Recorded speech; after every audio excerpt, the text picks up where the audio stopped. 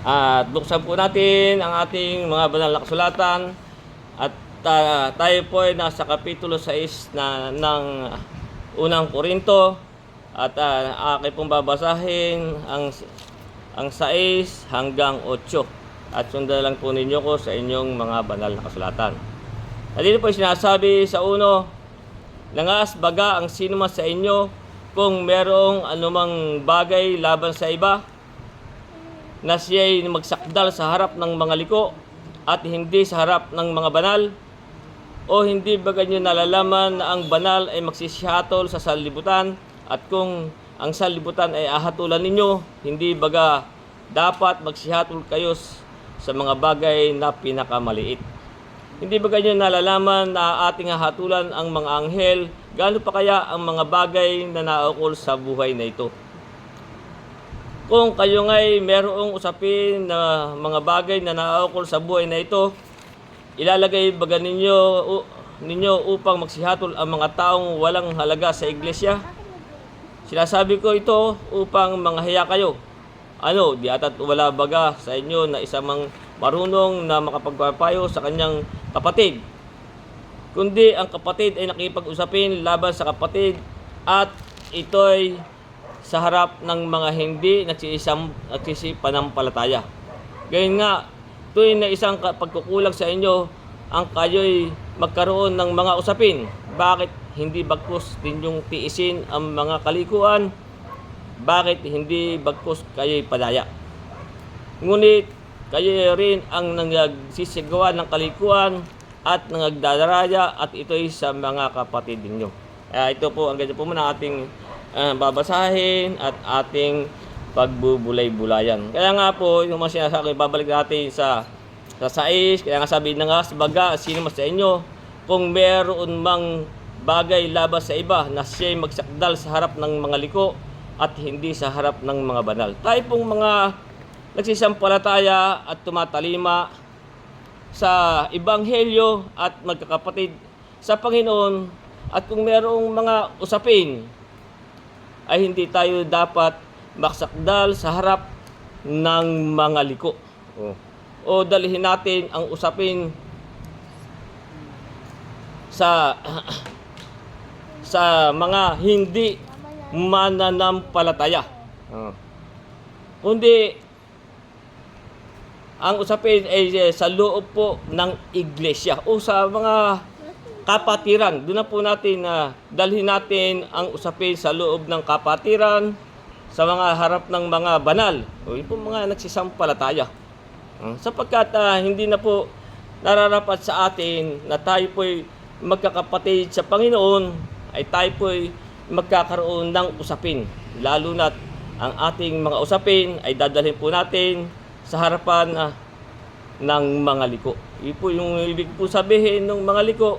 Yun po yung hindi wala sa iglesia. Yun po yung mga nasa labas.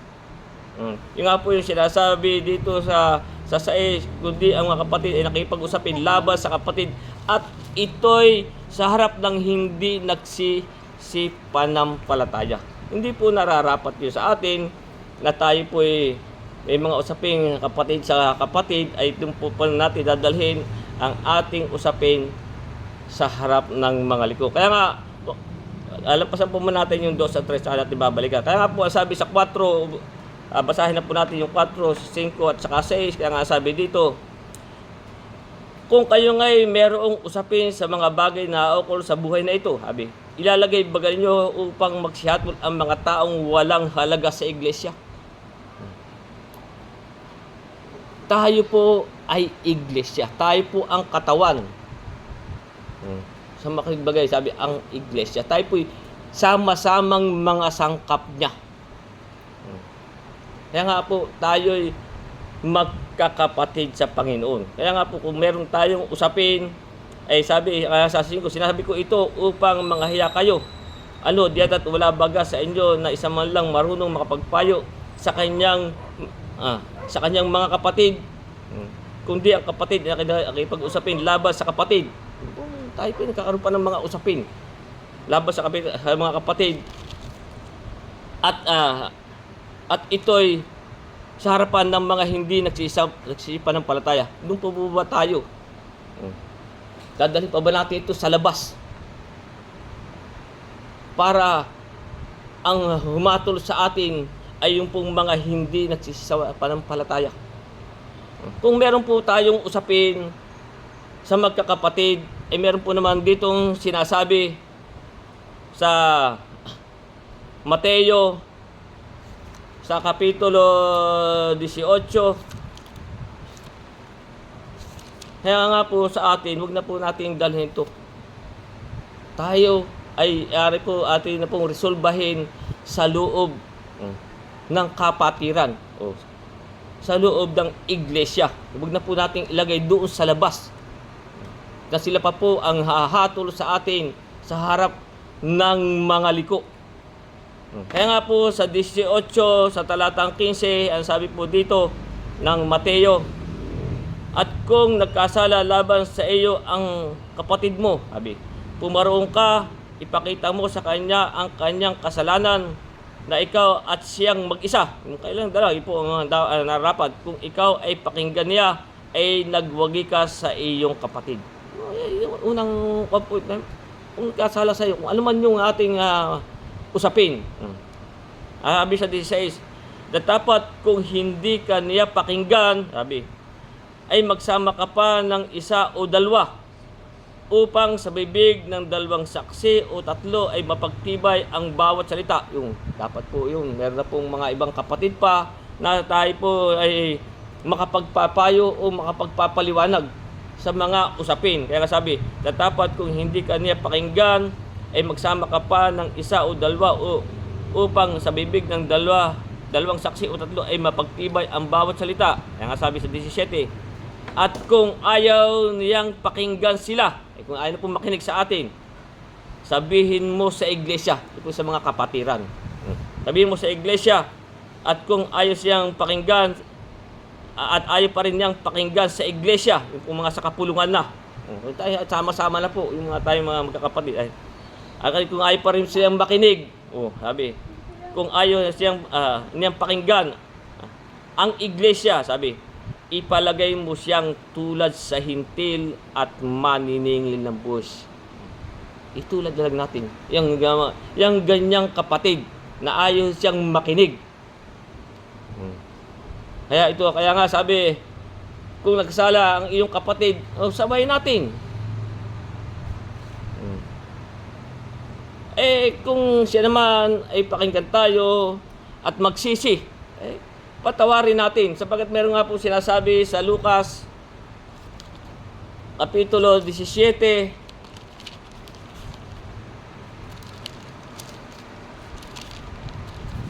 sa talatang 3, kaya nga sabi nga dito sa Lucas 17:3, mag-ingat kayo sa inyong sarili. Kung magkasala ang iyong kapatid, sabayin mo siya. At kung siya'y magsisi, patawarin mo siya. Kung magsisisi, kung tatanggapin niya, ati pong patatawarin. Kung ayaw po naman tayong pakinggan, ano pong ating magagawa? Di siya, itutulad nga po natin siya na hintil at siya ayaw sa maniningil ng buwis. Kaya kung ayaw tayong pakinggan, ipaglagay natin sulat siya sa hintil at maniningil ang buwis. Kaya nga, sa ating mga manampalataya, sabi, tiisin na natin ang kalikuan. At sabi nga po sa 7, dito sa 7, ano po ang sabi? Gayon nga, tunay na isang pagkukulang sa inyo ang kayo magkaroon ng usapin. Yung nga po, dapat nga po tayo hindi po tayo nagkakaroon ng usapin. Lalo na't ang ating pong usapin ay dadalhin pa natin sa labas. Sa harap ng mga liko. Kaya sabi, ngayon nga, tunay na isang pagkukulang sa inyo ang kayo ay magkaroon ng usapin. Bakit bagkus inyong tiisin ang mga kalikuan? Yung mga ganyang duwaga sa atin ng kalikuan, tiisin na natin.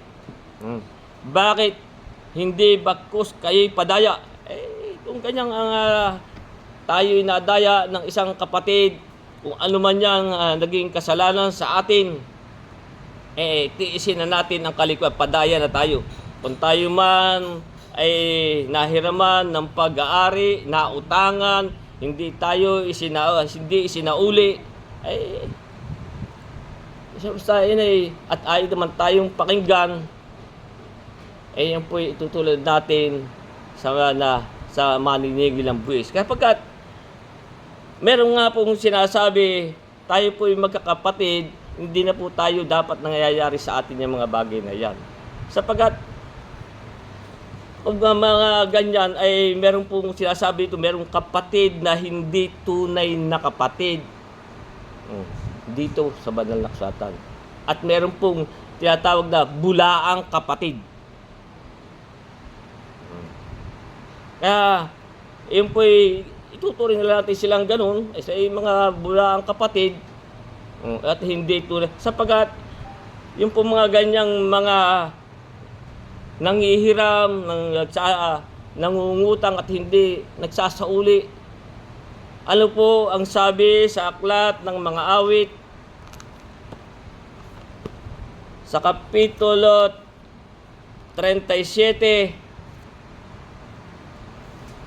sa talatang 21, kaya nga po, ano sabi dito? Ang masama ay humihiram at hindi nagsasauli. Masama po yung kapatid. Kaya nga sabi, meron kong nababasa tayo dito, mga bulaang kapatid. Kaya nga sabi, ang masama ay humihiram at hindi nagsasauli. Ngunit ang matuwid ay nahahabag at nagbibigay. Yung mga siyempre, kung tayo matuwid at dahil nanghiram sa atin at dahil pinaunlakan natin, kaya nga sabi, ngunit ang matuwid ay nahabag at nagbibigay. Pero doon sa mga bulaang kapatid, hindi tunay na kapatid, sapagkat marami na pong nangyari noong pa sa mga una nating nauna sa atin ng mga matatanda. May nangyayari na po yun sa panahong iyon. May ganong kapatid, yung nga sila sabi, narinig ko sa kanila, meron dito ang kapatid, sambang utang. Kapag nakakuha na, hindi mo na makikita, hindi na magpapakita. Ngayon, palalampasin na naman ibang mga araw, sasamba na naman. At ganun pa rin ang mga gagawin. Kaya tayo po'y mag-iingat sa mga ganyang kapatid. Kasi kapatid saling, ayun, meron siya napahayagan, huwag na natin bagitan ng pangalan, ayun, siya hiniraman, ganun ganito, pinaunlakan. Talagang sumasamba, sumasamba, talagang maghanda pa kita, nananalata pa, dahil mga, nagme-memorize pa ng mga verse. Hiniraman. Ayun, hindi na ibinalik sa kanya. Pero ang mga ganyang bagay, ano sabi sa akin, padaya na kayo. Huwag po tayong gaganti ng masama sa masama. Kaya mayroon po sabi sa atin dito sa Roma, sa Kapitulo 12, talata 17, sabi, huwag kayo magbayad sa kanino man ng masama sa masama. Isipin ninyo ang mga bagay na kapuri-puri sa harap ng lahat ng mga tao. Sabi, kung maaari ay sa inyong makakaya, magkaroon kayo ng kapayapaan sa lahat ng mga tao. Huwag kayong maghigantihan, mga iniibig, kundi bigyan yung daan ang galit ng Diyos. Sapagkat nasusulat, akin ang paghihiganti, ako ang gaganti, sabi ng Panginoon. Ipagpasa Diyos na lang po natin yung mga ganyang tao. Alam natin, may mga ganyan Meron tayo dito ang kapatid, nanghiram ng gamit, nang kukunin mo na, isinanla na pala. May nanghiram, malalagutan daw ng kuryente, wala na, hanggang doon na lang. Basta tayo po mag-iingat na lang sa mga ganyang kapatid. Kapag yung nga po ang sabi ni Pablo dito sa kanyang sulat, na merong siyang dito sinasabi na merong mga bulaang kapatid. Ang sabi dito sa 2 Korinto 11,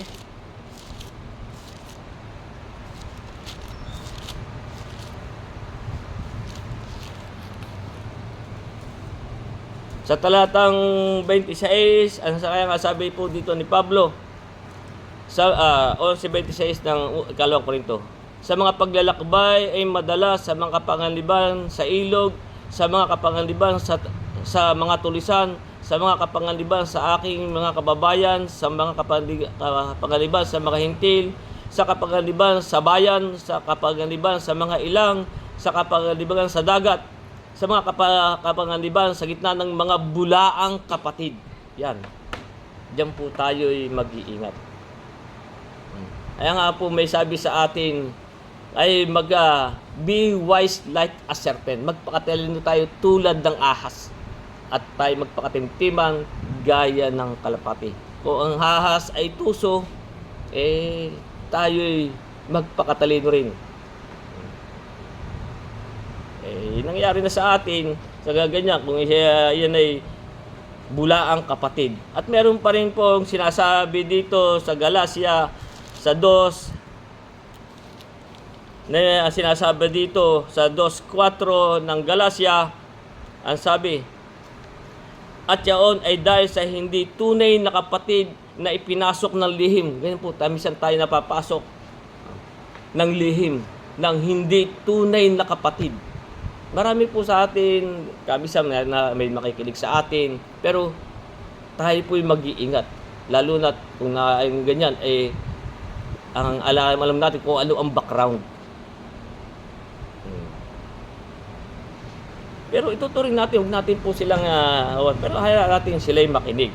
Kaya nga sabi dito, 4:2 ng Galacia, at yaon ay dahil sa hindi tunay na kapatid na ipinasok ng lihim, na nagsipasok ng lihim upang tiktikan ng aming kalayaan na taglay namin kay Kristo Jesus, upang kami ilagay niya sa pagkaalipin. Kaya nga po, merong makikisama na hindi tunay na kapatid.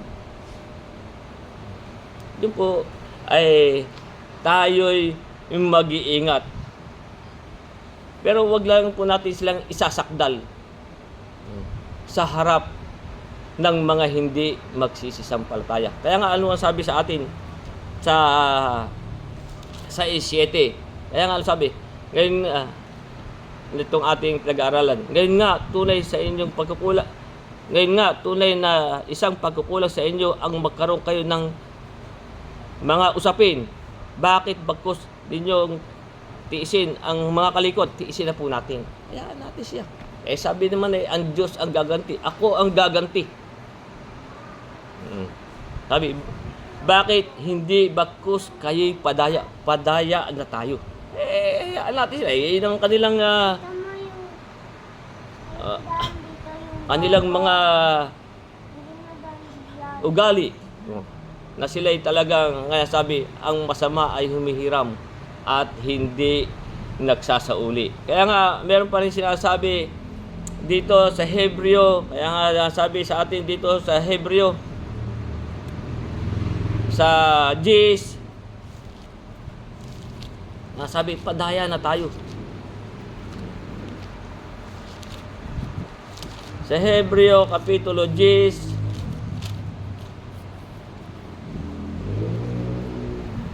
sa talatang 34, kaya nga po sabi dito, sapagkat kayo'y nanghabag sa mga may tanikala at tinanggap ninyo ng buong galak ang pagkaagaw ng inyong pag-aari. Kung may pag-aari tayo, tinanggap natin ng buong galak. Sabi, padaya na kayo. Hindi ba kayo padaya? Kaya nga sabi, at tinanggap ninyo ng buong galak ang pagkaagaw ng inyong pag-aari. Palibas ay inyong nalalamang meron kayo sa inyong sariling ng isang pag-aaring lalong mabuti at tumatagal. Yun na lang po ang ating tingnan. Kung yan, ano man yan, sa tayo'y nadaya ng mga ganyan, ipagpasa Diyos na lang po natin. Kaya sabi, at tinanggap ninyo ng buong galak ang pagkaagaw ng inyong pag-aari. Kung may nakuha sa atin, mga ano man yan. Palibas sa inyong nalalamang meron kayo sa inyong sarili ng isang pag-aaring lalong mabuti at tumatagal. Sabi po, ay merong kayamanang ukol sa langit. Yan lang po. Ano po yung pag-aari, tayo merong sariling pag-aari na mabuti at tumatagal. Ang sabi nga po dito sa Santiago, sa Kapitulo 2, talatang 5, kaya nga po may sabi dito,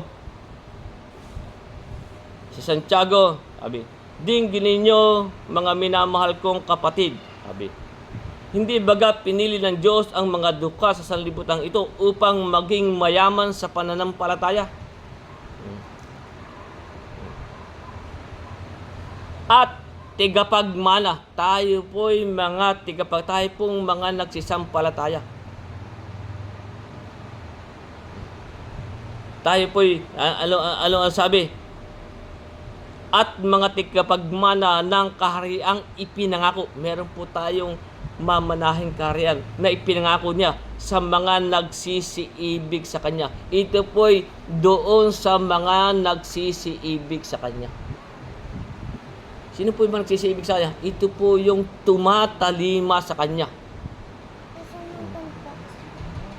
Ito po yung mga nagsisiibig. Kaya nga sabi niya, kung ako'y inyong iniibig, ay tutuparin ninyo ang aking mga. Ito po'y doon sa mga tumutupad ng Kanyang mga utos. Ito po yung mga may pananampalataya. Anong sabi? Sa Galacia, ang ating pong pananampalataya ay gumagawa sa pamamagitan ng pag-ibig.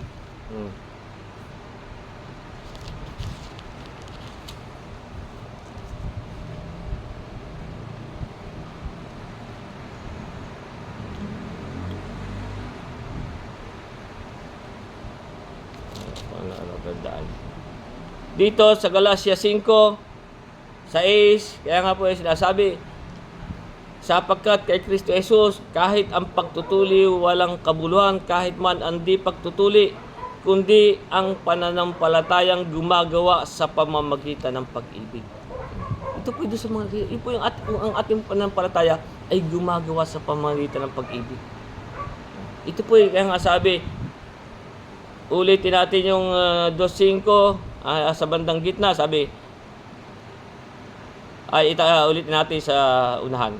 Dinggin ninyo mga minamahal kong kapatid, hindi baga pinili ng Diyos ang mga dukha sa libutan ito upang maging mayaman sa pananampalataya at mga tigapagmana ng kahariang ipinangako niya, kanino? Sa mga nagsisiibig sa Kanya. Ito po doon sa mga tumutupad ng Kanyang salita. Ito po doon sa mga tumatalima. Ito po ang nagsisiibig sa Diyos. Kaya nga, kung ako'y inyong iniibig, sabi po sa Ebanghelyo, ay tutuparin niyo ang aking mga utos. Ito po'y doon. Yun po ang magmamana.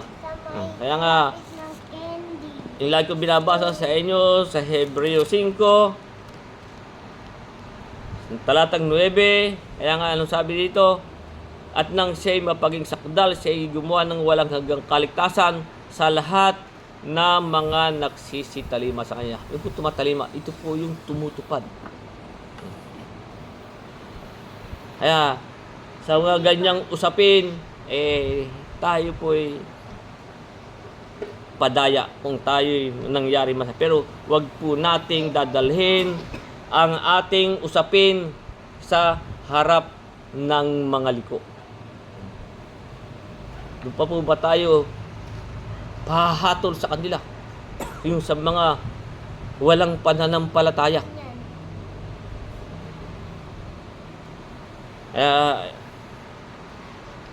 Ulitin ko na lang po yung ating pinag-aralan at saka po natin to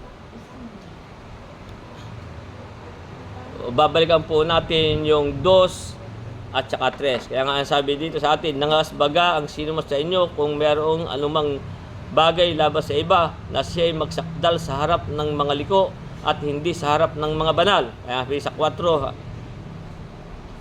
sabi sa 4, kung kayo nga'y mayroong usapin ng mga bagay na ukol sa buhay na ito, ilalagay baga ninyo upang magsihatol ang taong walang halaga sa iglesia.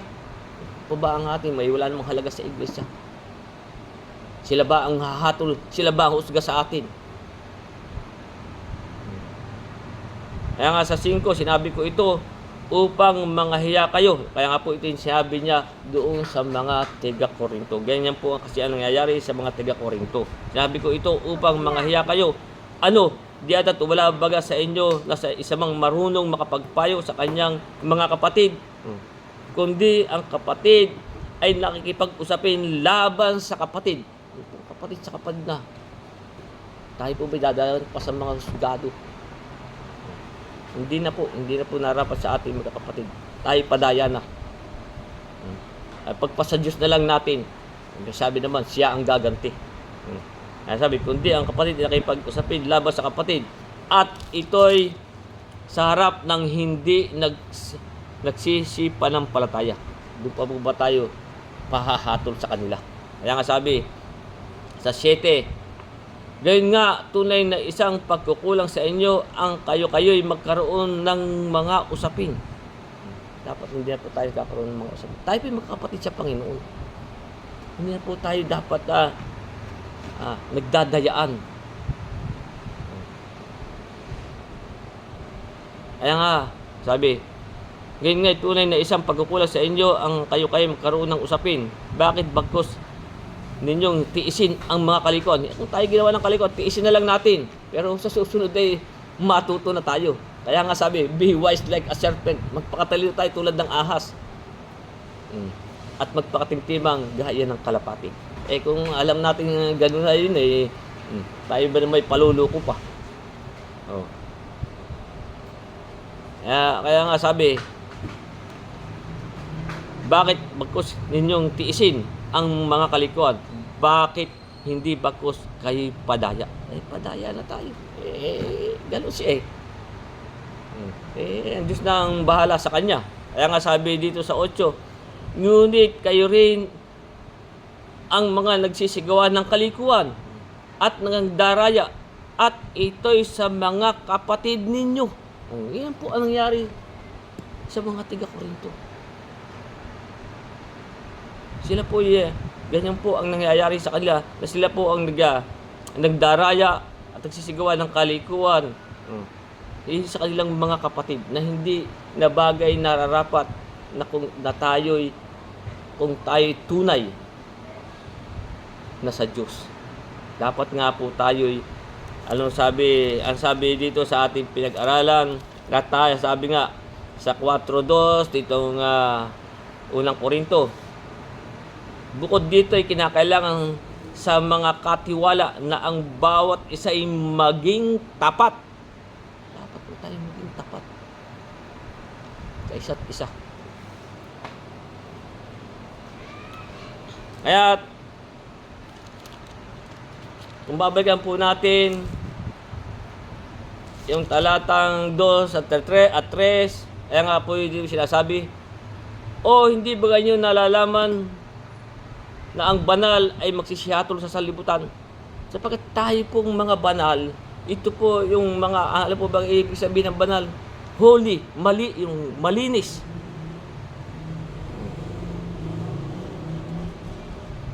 Kaya nga sabi, hindi ba kayo nalalaman na ang mga banal ay magsisihatol sa sanlibutan? Tayo pong mga malilinis. Paano po tayo magiging malinis? Ang sabi nga dito sa unang Pedro 1:22, sabi, yamang nilinis ninyo ang inyong mga kaluluwa sa inyong pagtalima sa katotohanan. Alin po bang katotohanan ng ating pinanghahawakan? Ito po yung salita ng Diyos. Sapagkat ang sabi po sa Juan 17:17, pakabandalin mo sila sa katotohanan, sapagkat ang salita mo'y katotohanan. Ito pong salita ng Diyos. Dito po tayo, pagtalima po natin sa salita ng Diyos, diyan po tayo magiging malinis, magiging banal. Sabi, yamang nilinis ninyo ang mga kaluluwa yamang nilis ninyo ang mga kaluluwa sa inyong pagtalima sa katotohanan, sa pag-ibig na hindi pakunwari sa mga kapatid. Dapat po yung ating pag-ibig, hindi pa kunwari. Huwag tayong mandaraya. Huwag tayong gagawa ng mga usapin. Kaya sabi, sa pag-ibig na hindi pa kunwari sa mga kapatid, ay mag-ibigan kayo ng buong ningas ng inyong puso sa isa't isa. Diyan po tayo mag-iibigan. Hindi na po tayo nagdadayaan. Hindi na po tayo nagsisinungalingan sa isa't isa. Tayo po isang katawan sa Panginoon. Tayo po sama-samang mga sangkap.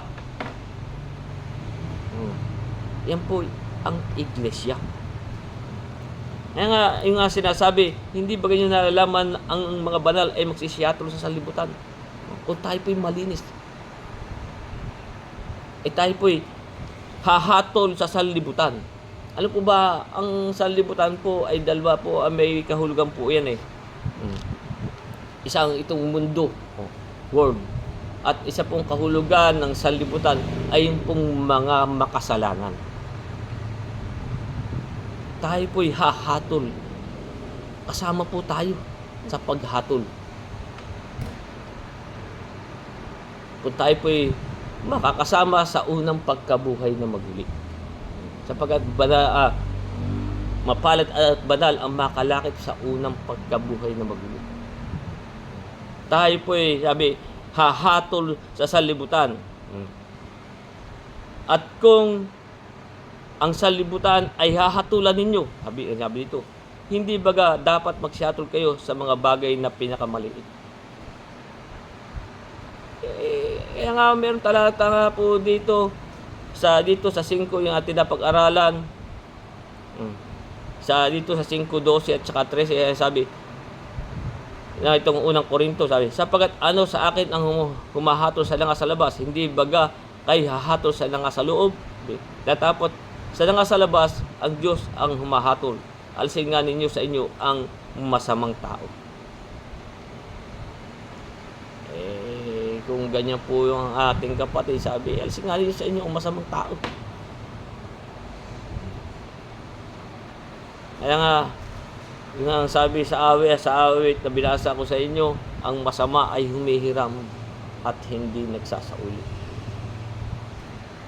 Lalabas po tayong masama.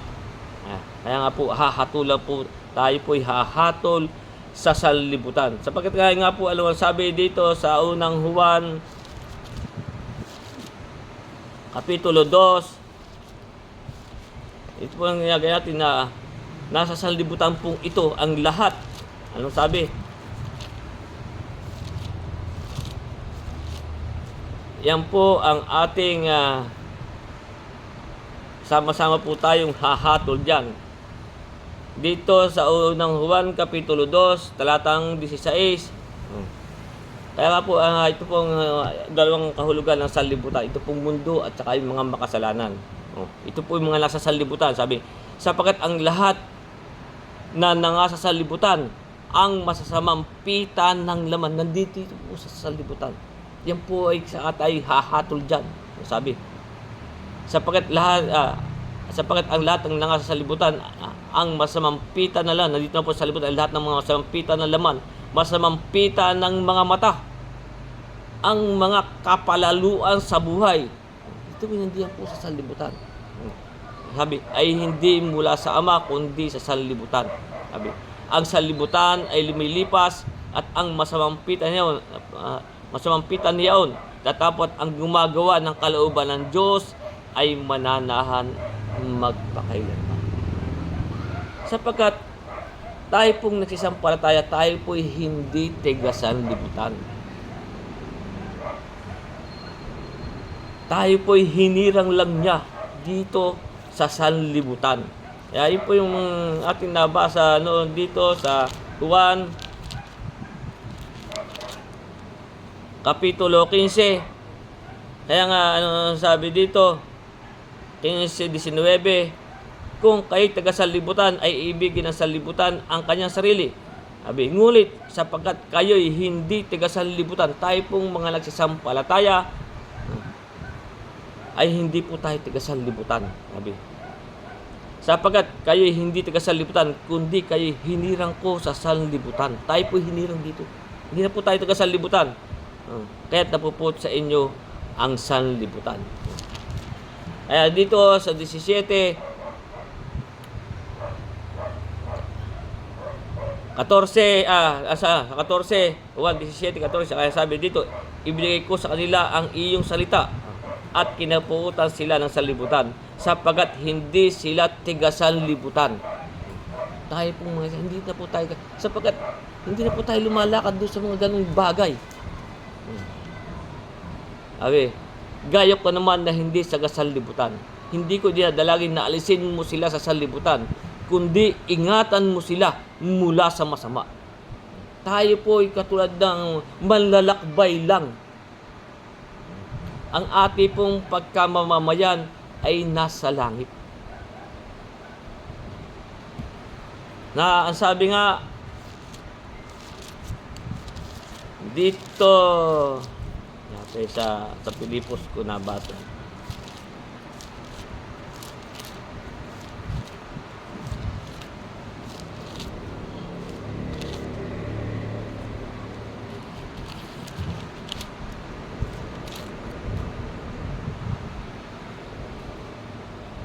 Dito sa Pilipos Kapitulo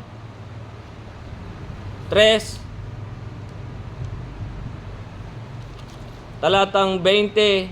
Kaya nga po ang sabi dito ni Pablo sa Pilipos 3:20, sapagkat ang ating pagkamamamayan ay nasa langit. Tayo po na, ating pagkamamamayan ay nasa langit. Mula doon ay naghihintay naman nating ang tagapagligtas, ang Panginoong Hesukristo. Hinihintay po natin ang ating, hindi na po tayo taga rito, sapagkat nandito tayo po, iniingatan lang niya dito sa masama. Kaya nga po yun ang sinabi sa atin ng ating mga napag-aralan dito sa 5:10 ng Korinto. Ang sabi, tunay nga hindi ang ibig sabihin ay sa mga mapakiapid sa sanlibutan ito, o sa mga masama, o sa mga masakim, o sa mga manlulupig, o sa mga namba sa Diyos-Diyosan, sapagkat kung gayo'y kinakailangang magsialis kayo sa sanlibutan. Kaya nga sabi, sa ating 9, sabi, sinulat ko sa inyo sa aking sulat na huwag kayong makisama sa mga mapakiapid. Tayo po'y manglalakbay na lang dito, sapagkat meron po niyan dito sa Hebreo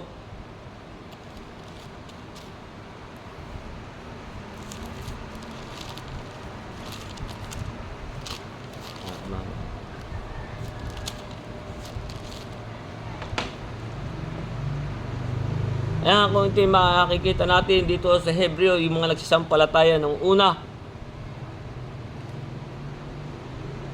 Sa 11:13, ang sabi nga dito, yung mga namatay na yung mga sumampalataya nung una, ang sabi dito sa 11:13, ayon sa pananampalataya ay nangamatay ang lahat ng mga ito na hindi kinamtan ang pangako. Hindi pa po nila kinakamtan ang pangako. Ngunit kanilang nakikita at natatanaw mula sa malayo. At kanilang ipinahayag na sila'y pawang taga-ibang bayan at maglalakbay sa ibabaw ng lupa. Ganon din po tayo. Tayo po yung maglalakbay lang dito. Hindi po tayo ang ating pagkamamayan sa langit. Sapagat ang mga nagsisipagsabi ng gayong bagay ay nagpapakilalang hinahanap nila ang lupaing kanilang sarili. Alam ating lupaing ating hinahanap? Yung pong sa langit. Sapagkat may pangako po sa atin isang bagong langit at isang bagong lupa, sabi. At katotohanan kung kanilang maalala yung lupaing kanilang pinanggalingan, ay nagkaroon sana sila ng mabuting pagkakataon upang bumalik. Ngunit ngayon nanasat sila ng lalong magaling na lupain sa mga bagay ang sa langit. Kaya hindi sila ikinahiya ng Diyos na tawaging Diyos nila, sapagkat kanyang ipinaghanda sila ng isang bayan. Tayo po ipinaghanda ng isang bayan. Kaya tayo po'y, ang sabi nga sa atin, hindi ba kayo nalalaman ang mga banal ay magsisihatol sa sanlibutan? Tayo po'y kasama dyan, sa hatol dyan sa mga makasalanan. At kung ang sanlibutan ay hatulan ninyo, hindi ba dapat magsihatol kayo sa mga bagay na pinakamaliit? Kaya nga dito sa 3, Hindi ba ganyan nalalaman na ating hahatulan ang mga anghel? Pati po yung mga anghel, tayo rin po ang hahatol dyan. Yung pong mga nagkasala. Sabi, hindi ba ganyan nalalaman na ating hahatulan ang mga anghel? Gaano pa kaya ang mga bagay na naukol sa buhay na ito? Yan po yung ating hahatulan din. Maging ang mga anghel, yung pong mga lahat ng mga makasalanan, kasama po tayo. Hahatol diyan. Kaya nga, ang sabi nga dito sa Apokalipsis, Kapitulo 3, kaya nga tayo po'y mag-ingat. Kaya nga sabi, mapalad at banal ang makalakip sa unang pagkabuhay na maguli. Sapagkat doon ay wala nang kapangyarihan ang ikalawang kamatayan. Kundi tayo magiging saserdote ng Diyos. Kaya sabi nga dito sa Apokalipsis Kapitulo 3,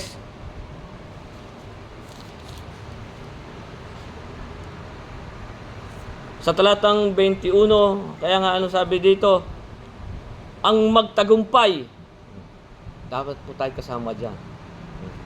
Ang magtagumpay ay aking pagkakaloobang umupo kasama ako sa aking luklukan. Sabi, gaya ko naman na nagtagumpay at umupong kasama ng aking ama sa kanyang luklukan.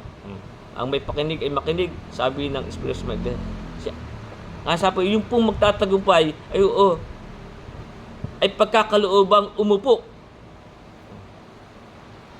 kasama ko sa aking luklukan. Sabi ng ating Panginoon. At dito sa Apokalipsis Kapitulo 2, talatang 26 at 27, kaya nga sabi dito, at ang magtagumpay at tumupad ng aking mga gawa, ito po'y tumutupad. Ito po'y mga nagsisiibig. Ang magtagumpay at tumupad ng aking magawa hanggang sa katapusan ay bibigyan ko ng kapahamalan sa mga bansa at sila'y paghaharian niya sa pamamagitan ng isang panghampas na bakal, gaya ng pagkadurog ng sisidlang lupa ng magpapalyok, gaya ng tinanggap ko sa aking ama. Kaya nga po, tayo po'y kasama diyan sa hahatol diyan sa mga makasalanan, maging sa 12 angkan ng Israel. Tayo po'y, ang sabi nga po dito sa Lucas o sa Mateo 19, kaya nga po, tayo po'y hahatol. Kasama po tayo ang hahatol sa mga sanlibutan. Sa 19:28, kaya nga sabi din ng ating Panginoon Kristo, 19:28 ng Mateo. At sinabi ni Jesus sa kanila, katotohanan sinasabi ko sa inyo, kayong nagsisunod sa akin, yung pong sumalima, yung pong nagsisunod sa kanya, kayong nagsisunod sa akin sa pagbabagong lahi, pag nagbabago na po lahi, sa pagbabagong lahi, pagkaupo na ang anak ng tao sa luklukan ng kanyang kaluwalhatian. Sabi, kayo na may magsisiupo sa 12 luklukan upang magsihukom sa 12 angkan ni Israel. Sapagkat ang Israel po ay mas kakaunti po maliligtas eh. Ano po sabi sa tungkol sa Israel? Kung ang Israel man ay maging katulad ng buhangin sa dagat, ang nalabilang ang maliligtas. Sila po ay isang bansang suwail at matutol.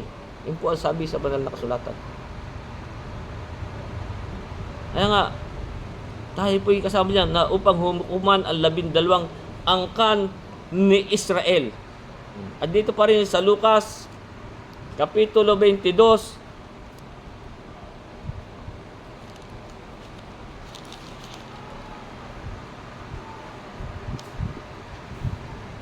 talatang 29, ang sabi, at kayo inihalhal kong isang kaharian. Ito po doon sa mga nagsisampal tayo. Kayo idinal kong isang kaharian na gaya nga ng pagkahalal sa akin ng aking ama, upang kayo magsikain at magsiinom sa aking dulang sa kaharian ko.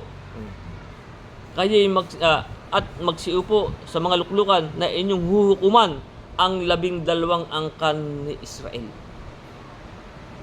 Kaya nga, ayun ang sabi sa ating pinag-aaralan eh. O hindi ba kayo nalalaman ang mga banal ay magsisihatol sa sanlibutan? O at kung ang sanlibutan ay hahatulan ninyo, hindi ba dapat magsihatol kayo sa mga bagay na pinakamaliit? Hindi ba kayo nalalaman na ating hahatulan ang mga anghel, pati ang mga anghel? Gaano pa kaya ang mga bagay na naukol sa buhay na ito? Pati po ang mga anghel, yan po'y kasama tayo sa hatol. Yung pong mga anghel, mga nagkasala. Yung pong hindi nag-ingat ng kanilang kalalagayan. Yung nga po yung sinasabi dito sa aklat ni Judas sa 6. Na ang sabi nga dito sa aklat ni Judas sa talatang 6, at ang mga anghel na hindi nag-ingat sa kanilang sariling pamunuan, pero sa English po nabasa ko estate, kalalagayan po yun. Ang anghel na hindi nag-ingat sa kanilang sariling pamunuan o kalagayan, kundi iniwan ang kanilang sariling tahanan, ay iniingatan niya sa mga talikalang walang hanggang sa paghukom sa dakilang araw. Yan po'y iniingatan. At yung nga pong sinasabi sa Roma 16 sa talatang 20, kaya nga anong sabi? At si Satanas ay dudurugin ng Diyos ng kapayapaan sa madaling panahon sa ilalim ng inyong mga paa. Inyong mga paa. Kasama po tayo dyan ng mga maligtas. Tayo po'y patuloy na tatalima at susunod. Kaya nga sabi, at si Satanas ay dudurugin ng Diyos ng kapayapaan sa madaling panahon sa ilalim ng inyong mga paa.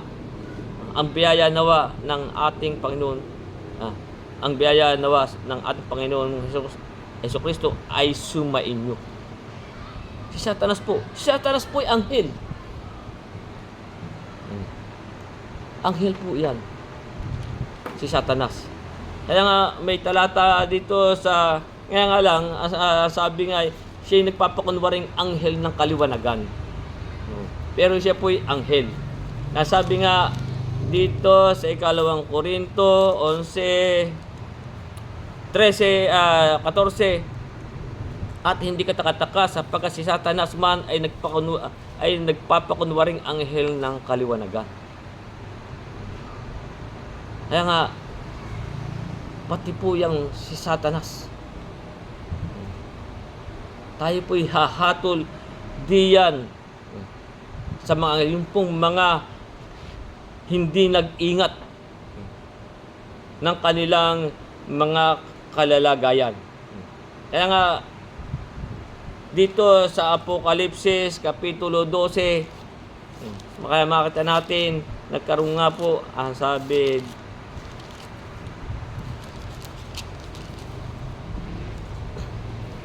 yan pong si Satanas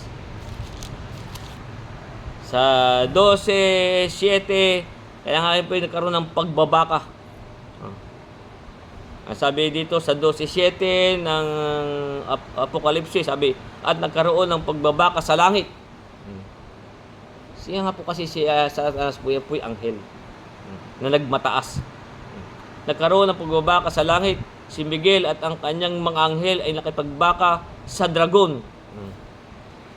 At ang dragon at ang kanyang mga anghel ay nakipagbaka. Meron po mga anghel dyan eh. Meron po mga kasama din anghel siya. Yun po yung mga hindi nag-ingat ng kanilang kalalagayan. At hindi sila nanalo ni nasumpungan man ang kanilang dako sa langit. At inihagis ang malaking dragon, ang matandang ahas at ang tinatawag na Diablo at Satanas. Yun po yung tinatawag na Diablo at Satanas. Ang dumaya sa buong sanlibutan, sila'y inihagis sa lupa. At ang kanyang mga anghel, pati kasama po ng kanyang mga anghel, yung mga kanyang at ang kanyang mga anghel ay inihagis kasama niya.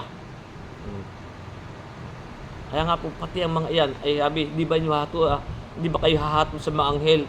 Kaya nga sabi sa Lucas 10:18,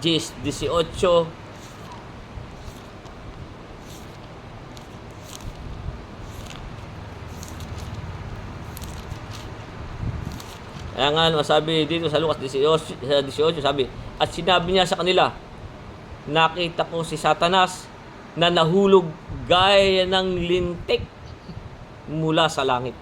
Nahulog po siya. Kaya nga po yung sabi sa kanya, siya po'y inihagis. Kaya yung sa 12:9 ng Apokalipsis, inihagis ang malaking dragon, ang matandang ahas at ang tinatawag na Diablo at Satanas, ang dumaya sa buong sanlibutan. Siya'y inihagis sa lupa. Kaya nga yun at ang kanyang mga anghel nakasama niya. Kaya nga yun sabi dito sa 10:18, at sinabi niya sa kanila, nakita ko si Satanas na nahulog, inihagis, na gaya ng lintik mula sa langit.